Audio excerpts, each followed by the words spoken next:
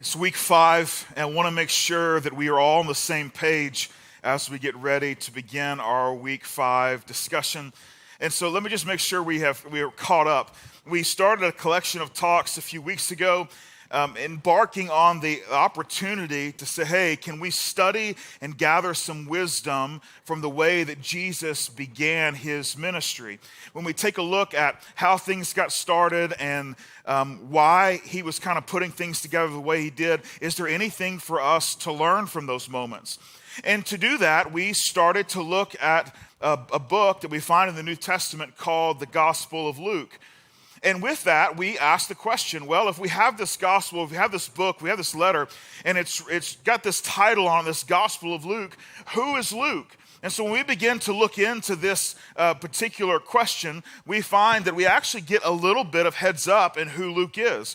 That Luke is a Christian. He has decided to follow Jesus with his life. That Luke is tied in with the church planting mission of the church planter Paul. And we know that Luke is with Paul while he's imprisoned at one point. And we also know that Luke is a physician by trade. He's a doctor. And then when we begin to look at Luke's book, which is just the first volume of a 2-volume set, we realize that he has a purpose in why he decided to write his gospel, and in the second volume, the book of Acts, or the Acts of the Apostles. And we find it right at the beginning of chapter 1 in the Gospel of Luke. Luke tells us this: with this in mind, since I myself have carefully investigated everything from the beginning, I too decided to write an orderly account for you, most excellent Theophilus, so that you may know the certainty of the things you have been taught.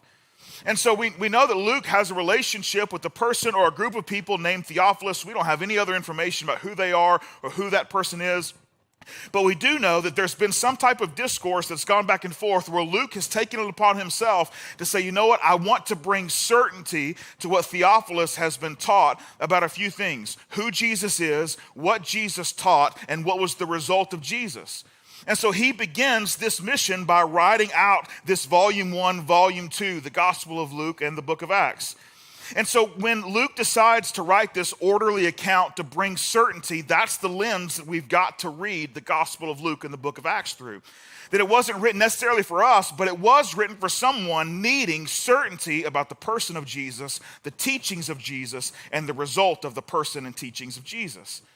And so when Luke decides to do this, he has to think, how do I begin to tell the story?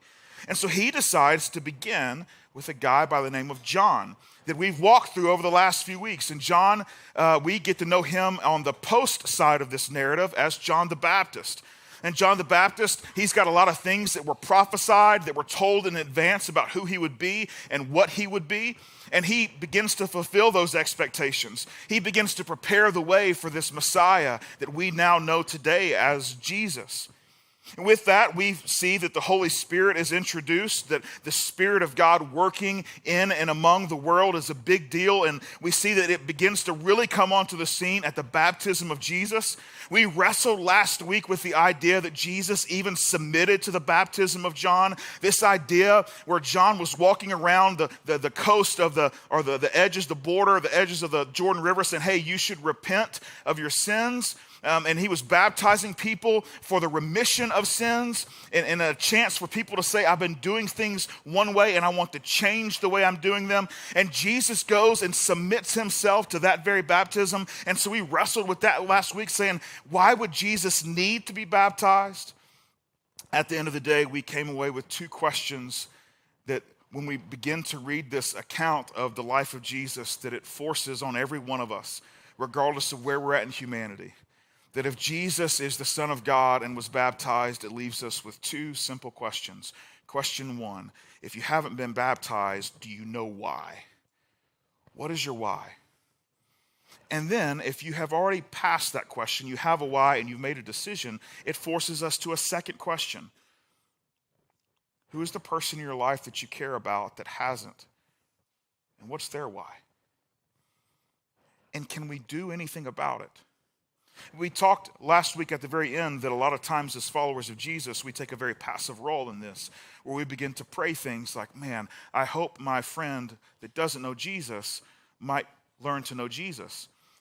But I told you that that prayer is a pretty pathetic prayer for people that you spend time with, because the prayer ought to be, I hope my friend knows Jesus, but honestly, God, I hope that you allow me to have a role in that there's something I can do, that I'm not just giving positive vibes and energy in the direction of my friend via heaven, but I'm actually going to say, actually, you know what? Thank you for putting me in their life, and I'm going to make sure that if there's no chance that they're going to continue to walk forward in their everyday life not knowing that Jesus loves and cares and has called them to a life of following him.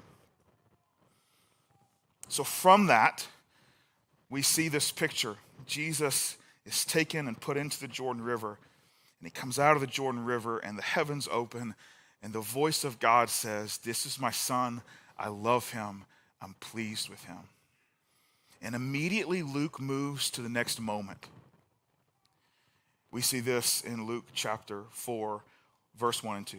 Jesus, full of the Holy Spirit, left the Jordan and was led by the Spirit into the wilderness where for 40 days he was tempted by the devil.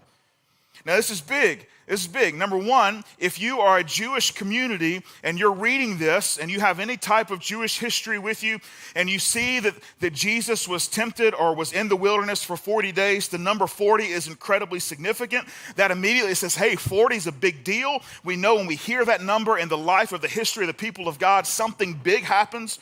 For those of you who have grown up in church and maybe spent a lot of time studying the Bible, maybe there's some stories that are immediately popping into your head. We're not going to Bible bowl this morning, but for sure there's probably some pretty big Jewish historical names that pop into your head when you hear the number 40, like Noah or Moses or Elijah or Jonah. And at the end of the day, if you're new to faith or new to church, and you're like, well, I don't know any of those names, it's okay. This is what you need to know, is that when we read a number like 40 in the Bible, all we need to know is there's a significant event that happens in that moment. I don't know why 40. I'm not sure if that's God's favorite number. I don't know. I didn't ask. But for sure, there's something significant about it. Jesus receives the Holy Spirit. The Spirit enters the scene, descends from heaven, and he's led by that Spirit into the wilderness to be tempted. That means if he was led by the Spirit into the wilderness, that this showdown that's about to take place, where he would be tempted by the devil, he was led into it by God himself. When he gets there, we know that there's no one with Jesus, and so obviously Jesus has taken the time on the backside of this event to share this with people. And so we don't get a play-by-play of 40 days and 40 nights. We don't get that. What we do is we get a few summary statements that walk us through 3 very specific conversations that take place that encapsulate what took place in those 40 days. We start with Luke 4, verse 2. It says, he ate nothing during those days, and at the end of them, he was hungry. We will pause right there to say thank you, Luke, for that in-depth reporting. What riveting analysis.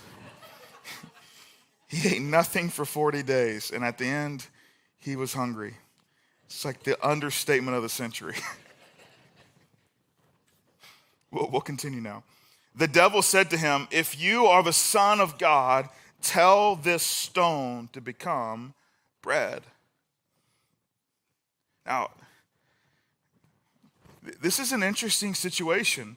You know, if you can think back for just a moment, try to think back to your longest day of the last year. It might have been a really difficult day for you, right? Just think about to the longest day of your last year. And think about how that day ended, right? Just think about the last 45 minutes. Right? Before you're coming to a close on that day, you are done. It doesn't matter what happens. You have made a decision. I can't this anymore. Life is not, it can wait till tomorrow. I'm going to bed, right? And so there's a lot of we put some stuff off that we probably should take care of. There's a lot of decisions that are made in those last 45 minutes to an hour. It's just look, I can take care of it tomorrow. Now multiply that times 40, and there's been no relief, and now you're in a place where you're hungry, according according to Luke. And there's this conversation that says, look, here's a stone. Just turn it into bread and get your eat on. That's all I'm asking you to do. Here's a stone. You turn it into bread. You can begin to eat. Everything starts to feel right again, right? So you get a little bit of carbohydrates going in your body, gives you some energy. All of a sudden, you got enough energy to make the trek back wherever you're going to go and have a real meal, right? That's the idea. I would imagine it's a problem for Jesus, a temptation for Jesus to figure out. I mean, honestly, making a piece of rock into a piece of bread is not a bad thing. That's not a big deal. It's not hurting anybody. I mean, it's not even the Ten Commandments. Thou shalt not turn stones to bread. Like, it's not there. You know what I'm saying? Like, so it's not an awful thing. God is supposed to be his provider. God promises to be our provider. And so in that moment, is God not giving him the ability to turn a stone into bread? Let's see how Jesus answered. He says, it is written, man shall not live on bread alone. Now, those are not the words of Jesus. I mean, they are the words of Jesus, but they're not Jesus' original words. He didn't make them up, is what I'm saying. He's quoting someone else. He's quoting a book out of the Old Testament. It's the last book of what Jewish people would know as the Torah. We have Genesis, Exodus, Leviticus, Numbers, and that fifth one is Deuteronomy. And what we're going to see is that there's a number of quotations that are used in these conversations. All of them come from that very same place. Now, to make sure we understand the significance of Deuteronomy, Moses, one of those names I mentioned earlier, Moses was responsible for leading the people of God out of slavery. And they had been in slavery for about 400 years. And so he leads them out of that slavery, and he leads them across what we know today as the Red Sea, to the foot of a mountain. It's at this mountain that he receives the Ten Commandments, right? That's a pretty popular thing that most folks are familiar with. So he receives the Ten Commandments.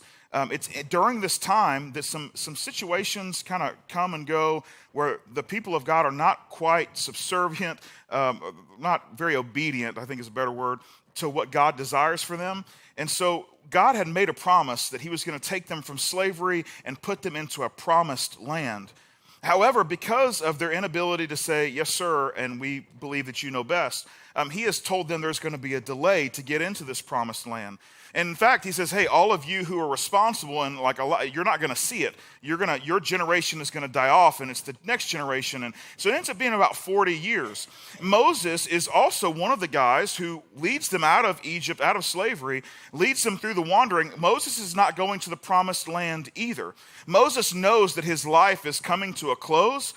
He can feel it. He can tell. He can sense that, hey, life is not going to continue for me much longer. And so he begins to gather the people together, and he starts to tell everyone that's there about the history of how they got to where they are. And that's what we find in the first part of the book of Deuteronomy. There's a lot of people that are listening that weren't a part of the struggles that got them into the situation they're in. There's a lot of people that weren't there for the history 40 years ago. And so he just begins to tell them, and it's written down in the book of Deuteronomy, right there at the very beginning. He just goes through moment after moment. And that's what Jesus is quoting. It's almost like he's taking the history of the people of God and saying, look, the principles that applied and existed for them are still applying and existing now. That what is true about God's nature then is still true now. And so when he says, hey, you can just take this stone and turn it into bread, the very first thing for some reason that comes to Jesus' mind is, let me share a principle with you.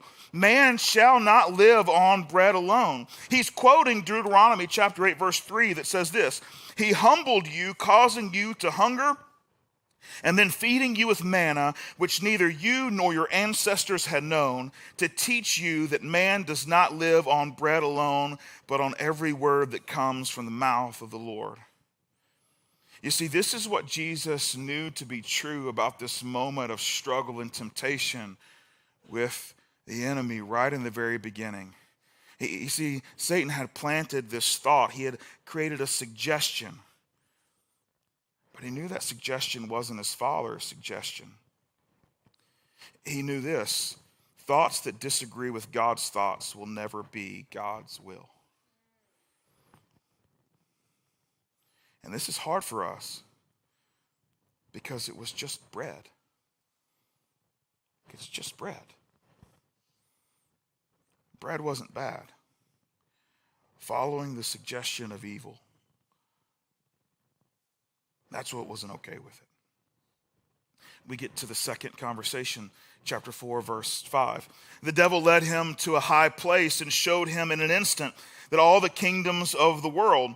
And he said to him, I will give you all their authority and splendor. It has been given to me, and I can give it to anyone I want to.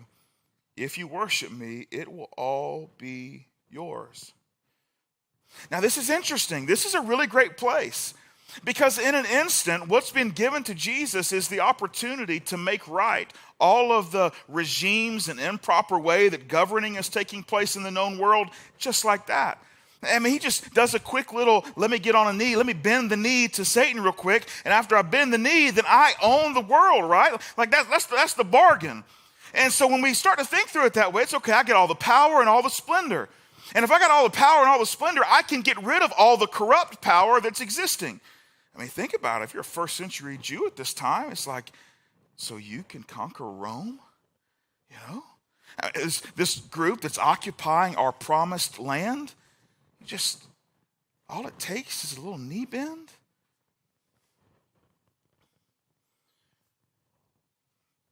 You know, I wonder why Jesus didn't think that was worth his time. I mean, isn't that what we want? Let's just leave first century for a second. Let's fast forward to today. I mean, isn't that what we want? Don't we want everyone in the United States of America to love and follow Jesus? Isn't that what we want? Don't we think that life would be better if every single person knew Jesus in a very personal way? Don't we think that life would be incredible if everyone decided, you know what, the Jesus ethic, I'm going to take and implement that in my own life? Don't we think that it would be better, not just for our life, but for their life, if they woke up every morning and every single person said, you know what, you're in charge. I want to do things your way. Don't we all think that would be a better way to do things? Don't we think that it would be so much better if our nation was actually a Christian nation? Of course. But you know what Jesus didn't want? Jesus didn't want to take people by force. He didn't want to stand up in front of a nation and say, by the way, power and splendor has been given to me. Do what I say. Jesus didn't want to win people by force. He wanted to win their hearts. You know what Jesus also knew? He knew that everything in this world is incredibly temporary, and that even if he could solve every governmental problem, that still does not solve sin. And at the end of the day, as long as sin goes undefeated, corruption, abuse, a lack of integrity, all of those things will characterize people. You see, he wasn't happy with just a quick fix to solve a governmental problem, because he knew that every single person ever created was bigger than any government. But they had this incredible value. And his mission was not to change an occupying Roman Empire, but it was to conquer sin and death itself. And that if he were to do anything other than those two things in exchange, it would have been failure. Jesus responds, the simple response to Satan. He says, it's written, worship the Lord your God and serve him only. Which is interesting because that was the offer. That was the offer that Satan gave to him. He's like, I want to give you the power. This will force everyone to serve you. And his response is, no, as a follower of Jesus, it starts with me. I worship the Lord only, and I serve the Lord only because I know the Lord, not because he forces me to. This is a statement that has stuck with me for as long as I can remember. Anytime I hear someone else teach on this passage, or it comes up in a Bible study or reading that I'm doing, or it's a passage that I've taught on this passage a couple of times over the last 6 or 7 years. And it's just a phrase that sticks with me, that I find to be true no matter what season of life I've been in. It's what you worship always wins. And Jesus knew that. What you worship always wins. And so as we think through our own worship, that's what's winning in our life right now. Whatever you're bowing down to, that's what's in control. And you might say, well, I don't bend the knee to nobody and nothing. You know what I'm saying? I don't do those things. Well, yeah. I mean, we're probably not actually on our knees to something, but the truth is we're worshiping it. Let's just think. Let's just take a second. Talk about a couple big things. Like a lot of us, we worship what we do for a living. It's a big deal to us. Like we've kind of orchestrated our life and how we respond and how we interact based upon what that work-life relationship is. And we've decided, hey, that's how I provide for my family. And maybe you're wondering, like, okay, Clint, well, is what you want us to do just to quit our jobs and stay at home and break bread and pray at 5 a.m. like a monk? Is that what you're asking me to do? No. I mean, obviously it works for some people. I'm not saying it works for everybody. I'm just saying I'm not interested in doing that. You know what I'm saying? So, but what I am saying is when you think about your work, which gets an enormous amount of your time each week, do you see it through the lens as leverage for the kingdom? Or do you see it just as a means to an end? I need a paycheck. I need a paycheck so I can get on with the rest of my living that I want to do, right? But I think that's it. No, you don't want to give such an enormous amount of your week to something that you see no ability or way to leverage on behalf of the kingdom. No, when we enter into those conversations, and you're like, well, in my workplace, we've got policies. You know, we can't take our Bibles and hit people upside the head with it. I would encourage, that's a great policy.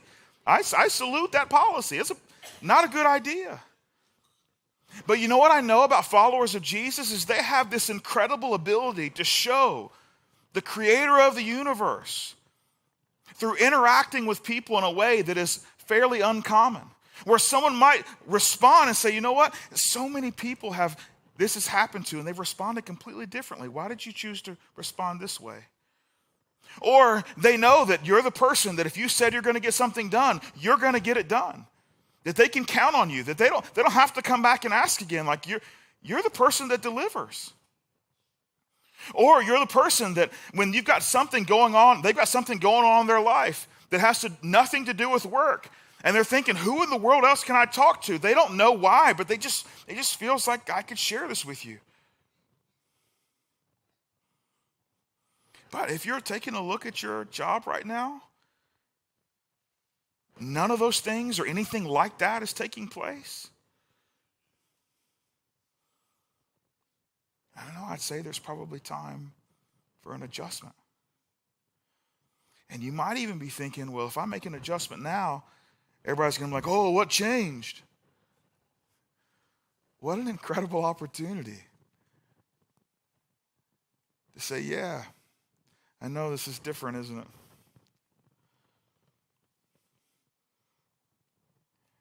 I've been studying Jesus, and I think he's got a better plan than I do. And so I'm giving it a really good shot to do things the way he wants me to. And I can't promise you that I'm going to get it all right, but I think I'm going to start with this. So if you see something that doesn't align with that, would you be my friend and call it to attention? Just give me a subtle nudge. We get to the third conversation. Verse 9 says, the devil led him to Jerusalem and had him stand on the highest point of the temple. If you are the Son of God, he said, throw yourself down from here, for it is written, he will command his angels concerning you to guard you carefully. They will lift you up in their hands so that you will not strike your foot against a stone. And so now Satan, he's crafty, he's smart. And so he's had two conversations and he says, hey, here's what I want you to do. And Jesus responds by quoting some Deuteronomy, quotes the Bible. And so that's how he responds. And so this time Satan says, you know what? In my conversation, in my little ask of you, my little temptation I'm going to throw out, I'm going to quote the Bible. And so that's what he does. He quotes out of Psalms. This is what Psalm says. It says, if you say, the Lord is my refuge, and you make the Most High your dwelling, no harm will overtake you. No disaster will come near your tent. Here we go. Verse 11. For he will command his angels concerning you to guard you in all your ways. They will lift you up in their hands so that you will not strike your foot against a stone. And so he says, hey, look, here's the deal, Jesus. You think you're the only one that knows the Bible? I also know the Bible. And so let me just point out a promise that we can find in the book of Psalms, and he applies it to Jesus and says, surely you can throw yourself off the top of this building and you will be fine because of what it says in Psalms. Now, I'm trying to think, Satan, while you might be crafty in your use of the Bible and language, you are not crafty in the temptation. Who is tempted to jump off the top of the building? You know what I'm saying? It's like, I bet you won't jump off the top of the building. And Jesus is like, oh yeah, watch this. That's not what happens. No, this is the easiest temptation for Jesus to say, no, bro, I'm hungry. I'm not stupid. You know what I'm saying? Like this, I'm not jumping off the top of this building. Like, come on. But Satan actually is a little more clever than that. You see, that's not the thing. It isn't as crazy as it sounds. Satan has gotten so good at how he's going to tempt Jesus. He kind of flips on him. He says, hey, look, I know you came out of the water, the skies parted, and the voice of God said, this is my son. I love him. I'm pleased with him. I know that happened 40 days ago. But do you really think he'd save you if you jumped off this building? I mean, you think he'd make a spectacle in front of all these people? Angels swooping down. He's planting some seeds of doubt like, yeah, you say you're something special. You and I both know God's not going to send angels to save you. So now Jesus is in a predicament. Because now it's not really a temptation like, oh, I'm tempted to jump off the building. Now it's a temptation to say, my dad is who he says he is. And Satan's saying, no, he's not. So to prove Satan wrong, Jesus got to jump off the building to say, see, told you so. But then he's done what Satan asked him to do. And so he's stuck. If he says, no, I ain't going to do it. And Satan's like, well, I know why you ain't going to do it, because you're scared. Scared. If you're scared, say you're scared, you know. But if he does it, then he's doing what Satan asked him to do, which is the same thing. Bread, stoned bread, not a bad thing. It's just the suggestion came from evil. That's what makes it bad. So he's stuck no matter what he does. Problem is, Jesus is so much smarter than I am, because I thought I'd be stuck. I'd be like, either way, I'm losing. Jesus got an incredible answer. Jesus looks at the devil and he says this, it is said, do not put the Lord your God to the test.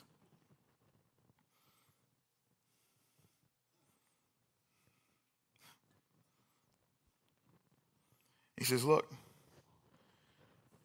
this is what I know about my dad. He's not interested in me manufacturing an emergency to prove how good he is.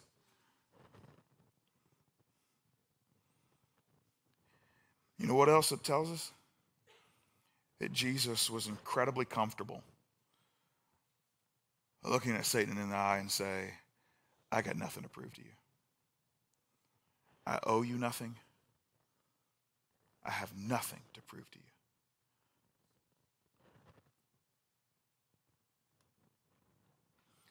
The question becomes, when we look at the writings of Luke through the lens of him writing to Theophilus, to try and create and give certainty. Why did he include this story? Why did he include this moment in the life of Jesus? And why did Satan care so much? You see, in this moment in the life of Jesus, Satan is the suggester. He's not the sinner. But Satan certainly is in the role of recruiting more suggesters.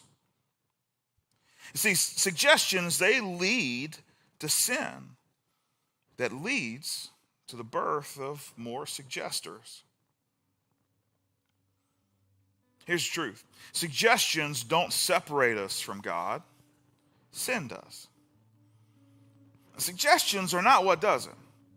Like the moments in our heart and our head when we're struggling, when we're tempted to move in a certain direction, when we have this desire, that's not what's separating us from God.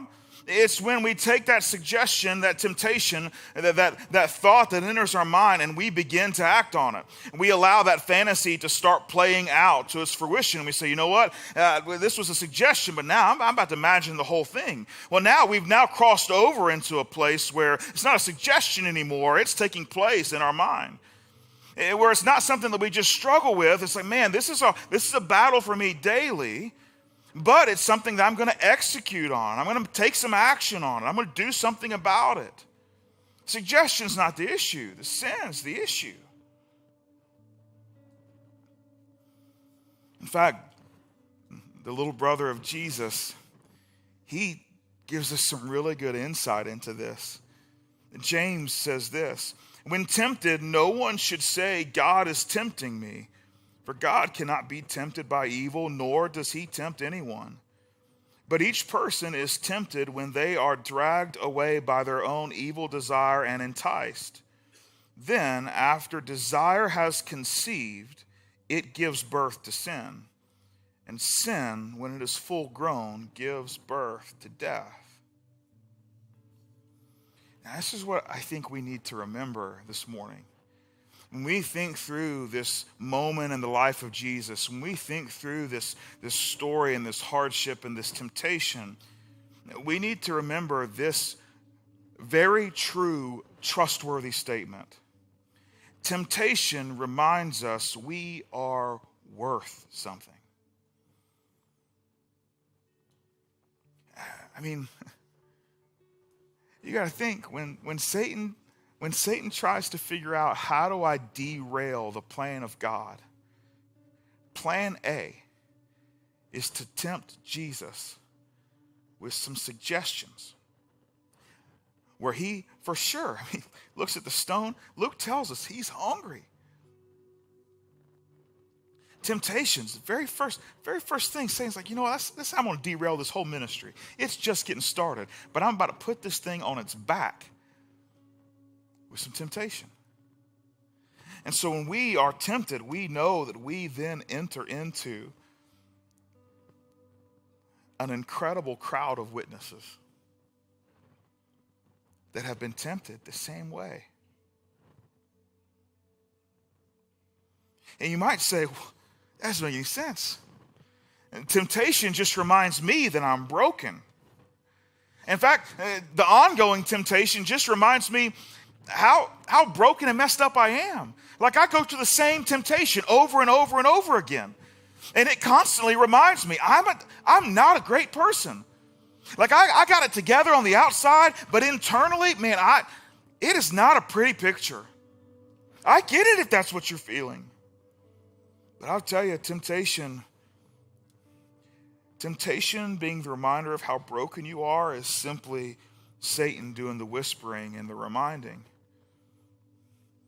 No, temptation should remind you how fixable you are.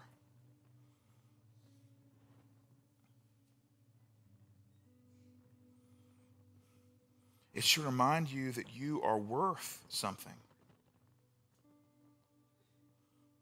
But worth what? It should remind you you're worth saving.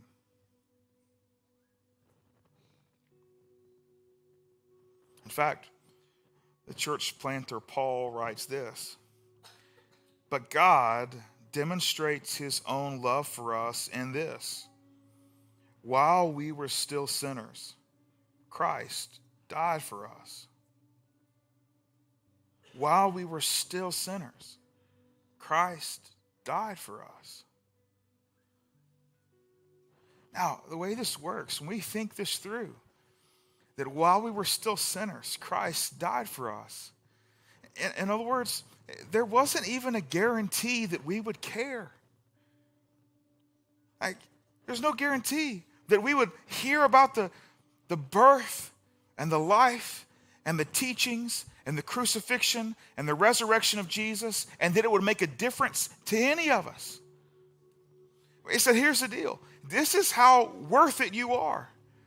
That for sure, I could snap my fingers, bend the knee to Satan, have all the power and splendor in the whole world. I can govern you all. I can make sure that you saw how great I am every day, day in and day out. I could be the person that you wake up to every single morning, that in terms of how our world works and how it thinks, I could be the head, right? I could be the face of all of that. But that's not what he does. He said, I would rather die and give you the opportunity to change your heart. Give you the opportunity to make a choice to follow me. Because you're not only worth saving, you're worth having the opportunity to choose. To make a decision for yourself about the significance or insignificance of Jesus. Jesus doesn't force himself on any of us.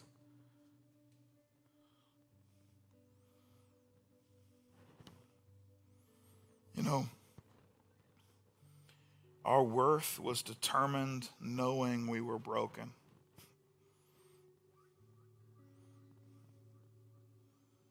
Jesus always has the right thing to say, doesn't he? Jesus seems to always know the right thing to do. And yet we try to follow Jesus and we continue to fall short. And we wonder, why?